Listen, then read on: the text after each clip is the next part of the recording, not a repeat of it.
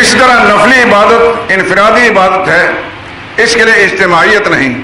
اب اگر کوئی چند افراد مل کر نوافل کی جماعت شروع کر دیں تو اصل میں تو عبادت تھی، نیکی تھی، لیکن جب اس کے لیے اہتمام اور قید لگا دی گئی کہ اس کو اجتماعی شکل کے اندر باجماعت طریقے سے نفل نماز کریں، یہی بدعت ہوگی۔ اور پھر پوری دنیا میں جتنے بھی اہل علم اہل دین ہیں بلا امتیاز اس کہ وہ مالکی ہیں یا حنفی ہیں یا حنبلی ہیں یا شافعی ہیں، بلا امتیاز سب کے سب اس پر بدعت کا فتویٰ دیں گے یہ بدعت ہے۔ کہ جو کام اصل میں نیکی اور عبادت تھا لیکن اس پر جو قیدیں لگا لی گئیں، اس میں کچھ تقییدات کر دی گئی، اس میں کچھ خصوصیتیں پیدا کر دی، وہیں سے گمراہی پیدا ہو جائے گی۔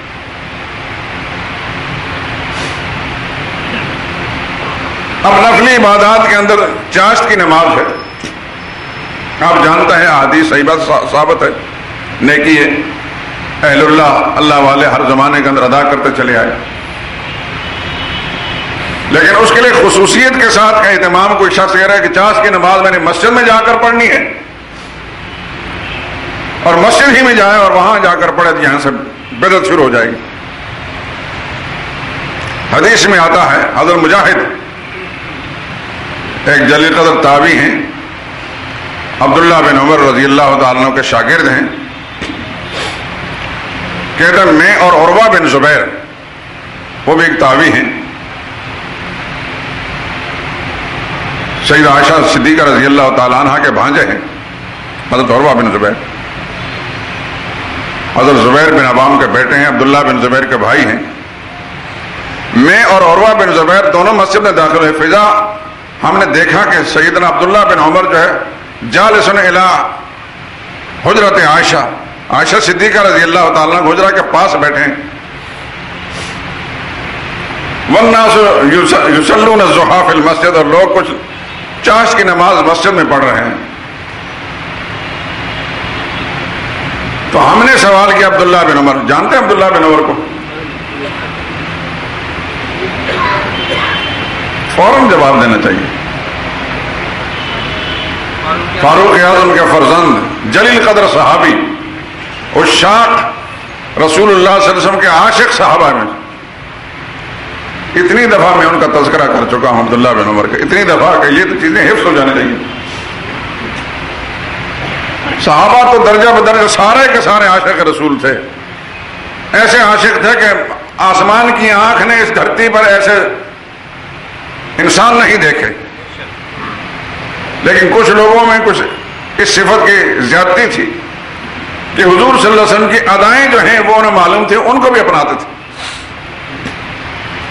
تو عبداللہ بن عمر رضی اللہ تعالیٰ عائشہ صدیقہ رضی اللہ تعالیٰ حجرہ کے پاس بیٹھے تھے، حضرت مجاہد فرماتے ہیں کہ ہم نے دیکھا کہ لوگ کچھ نماز پڑھ رہے ہیں مسجد کے اندر، ہم نے پوچھا یہ کیا ہو رہا ہے؟ تو عبداللہ بن عمر فرمایا ہذہ بدعۃ، یہ بدعت ہو رہی ہے۔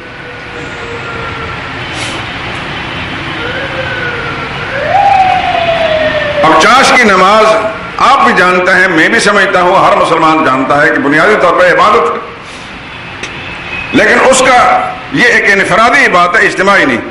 مسجد بنی ہے فرائض کے لیے، یہ یاد رکھیں، مسجد فرائض کے لیے بنی، سنتوں کے لیے نہیں بنی۔ اتفاق سے کچھ سنتیں پڑھ لے جائز ہے، نفل پڑھے تو جائز ہے، لیکن سنتیں خاص طور پر مسجد میں پڑھنے کے لیے آئے اور اس کا اہتمام مسجد ہی میں کرے تو یہ بدعت ہوگا، نوافل مسجد ہی میں اس کا اہتمام کرے یہ بدعت ہوگی۔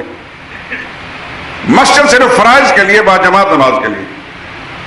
یہی وجہ کہ نبی کریم صلی اللہ علیہ وسلم گھر سے سنتیں ادا کر کے تشریف لاتے تھے اور گھر میں جا کر پڑھتے تھے۔ صحابہ کرام کا طریقہ کار بھی یہ تھا۔ احیاناً کبھی کبھار اگر کسی ضرورت کا تحت رک گئے تو پھر بقیہ نماز سنت نوافل مسجد میں پڑھی گئی۔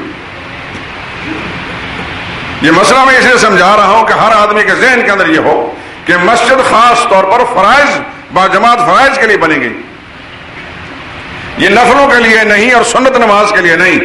سنت بھی گھر میں ادا کریں، کر کے آئیں اور بعد میں جا کر کریں۔ نوافل تو بطریقہ اولا ایک انفرادی بات ہے، اس کو جتنا بھی مخفی کر کے پڑھیں گے اتنا زیادہ بہتر ہوگا۔ تو عبداللہ بن عمر جو شاگرد رسول ہیں صلی اللہ تعالی علیہ وسلم رضی اللہ تعالیٰ عنہ، انہوں نے مسجد کا، اس زمانے کے لوگ، آج کا زمانہ بھی نہیں، خیر القرون کے زمانے میں مسجد کے اندر چاش کی نماز کا اہتمام کرنے والے لوگوں کو کہا یہ بدعت کر رہی ہے، یہ بدعت ہو رہی ہے۔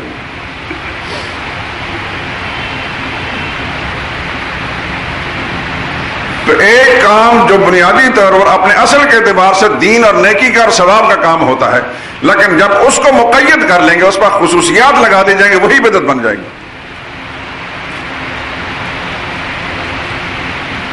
جیسا کہ ایک مثال آپ کے سامنے آ گئی، پچھلے جمعے غالباً میں نے عبداللہ بن مسعود رضی اللہ تعالیٰ عنہ کے حوالے سے ایک بات کہی تھی۔ ان کی گورنری کے زمانے میں انہی کے صوبے میں کچھ کنکریاں لے کر لوگ سبحان اللہ الحمدللہ الحمدللہ لا الہ الا اللہ اللہ اکبر مسجد میں بیٹھ کر ایک گروپ جو ہے ان کنکریوں پر یہ ورد وظائف پڑھ رہا ہے۔ عبداللہ بن مسعود رضی اللہ تعالیٰ کو اطلاع دی گئی، اور اطلاع دینے والے بھی انہی کے ساتھی میں سے کوئی تھے۔ انہوں نے کہا آج مسجد میں ایسا کام دیکھا ہے جو اس سے پہلے ہمیں معلوم نہیں۔ اور اگر نبی کی تعلیم ایسی ہوتی صلی اللہ علیہ وسلم، حضور صلی اللہ علیہ وسلم سے ایسی تعلیم انہوں نے پائی ہوتی تو یقیناً اس میں تعجب نہ ہوتا۔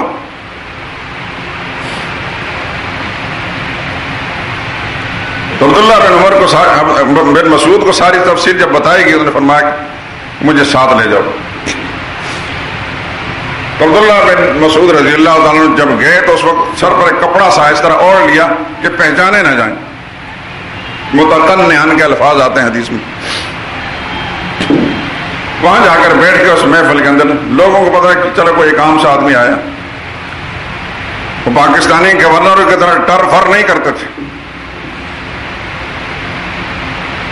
کہ گورنر صاحب کی سواری جا رہی ہے جی، گھنٹوں پہلے جو ساری سڑکیں جو ہیں ان کی ٹریفک روک دی جائے، گزرنے والوں کو روک دیا جائے۔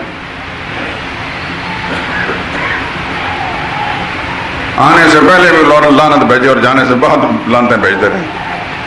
وہ رسول اللہ کے شاگرد تھے، ان کے اندر ایسی کوئی امتیازات اور خصوصیات انہوں نے اپنے لیے نہیں رکھے تھے کہ گورنر کی سواری آ رہی ہے، کوئی ہٹو بچو نہیں تھا۔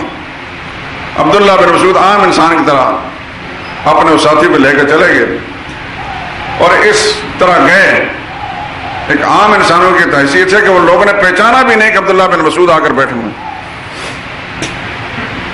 تھوڑی دیر کے بعد جب انہوں نے کپڑا سر سے ہٹایا تو انہوں نے دیکھا تو سب نے پہچان لیا، اٹھ کر کھڑے ہو گئے، فرمایا ما تصنعون، یہ کیا کر رہے ہو؟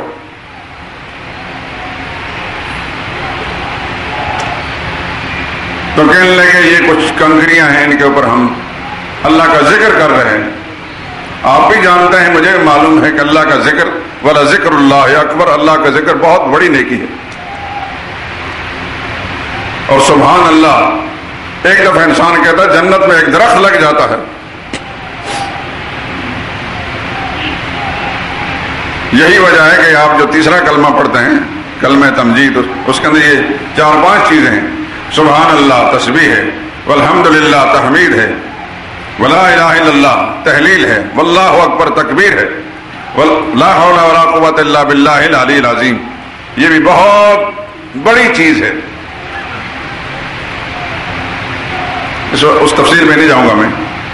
حضور صلی اللہ علیہ وسلم نے فرمایا کہ یہ کلمہ مجھے ہر اس چیز سے زیادہ پیارا ہے جس پر سورج نکلتا ہے۔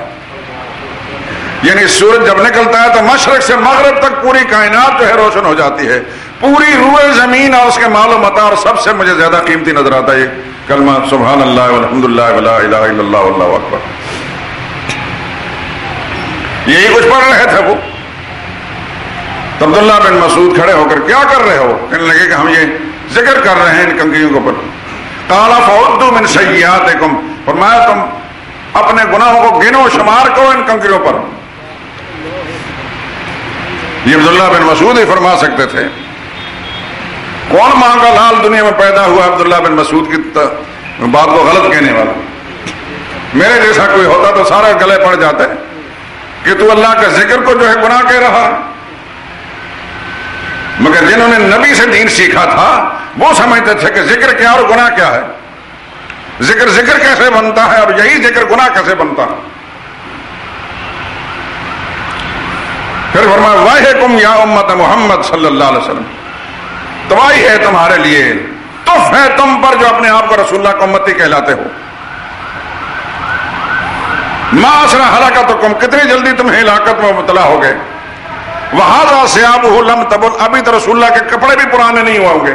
وآنیتہ لم تکسر، ابھی تو رسول اللہ کے برتن بھی نہیں ٹوٹے ہوں گے. اب مفتح یہ باب الزلالہ، اتنی جلدی تم نے گمراہی کا دروازہ کھول دیا. فما زال یذکر ذالک، مسلسل یہ